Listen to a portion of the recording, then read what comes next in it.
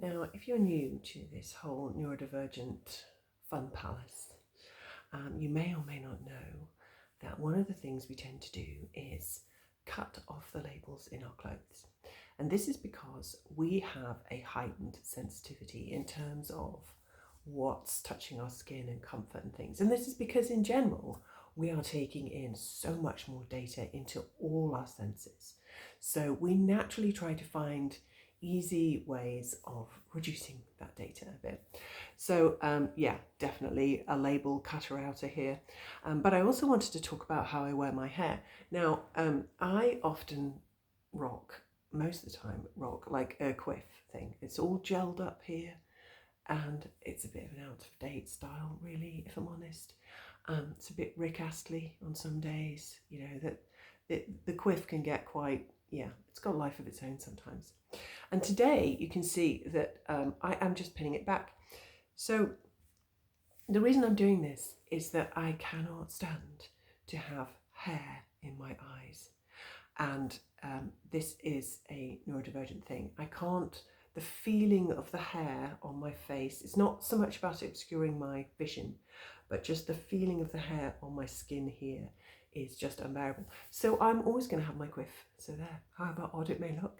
And on days when I cannot be asked doing it, I just pin it out of the way because I have to have my whole face, you know. And I tend to wear my hair up at night now because it gets all tickly. And this is where we cross into symptoms of perimenopause.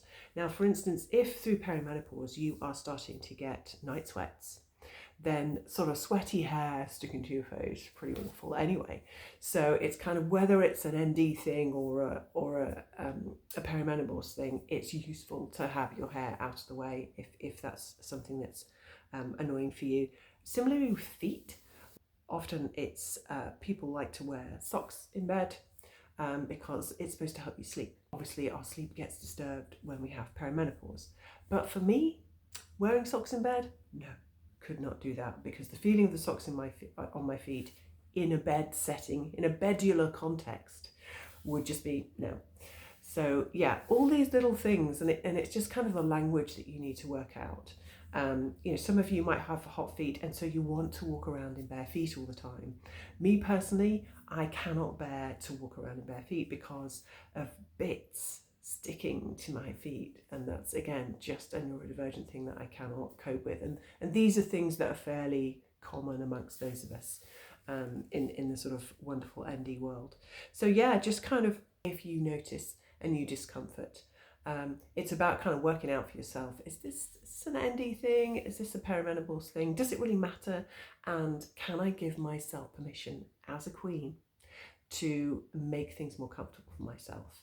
You know, just start to notice. You may not have noticed, but you're feeling like really uncomfortable in your clothes. Stuff's feeling too tight. And it's not just that we're getting menopause belly. Some of us even get kind of nerve pain on our skin, kind of fibromyalgia type stuff. Again, I think there's a high correlation between neurodivergence and fibromyalgia. So it all links together. And it's just useful to have these understandings. Ultimately, it boils down to you figuring out what works for you and you proudly doing that. It's useful to understand kind of where it's coming from so that you can carry on being a queen anyway.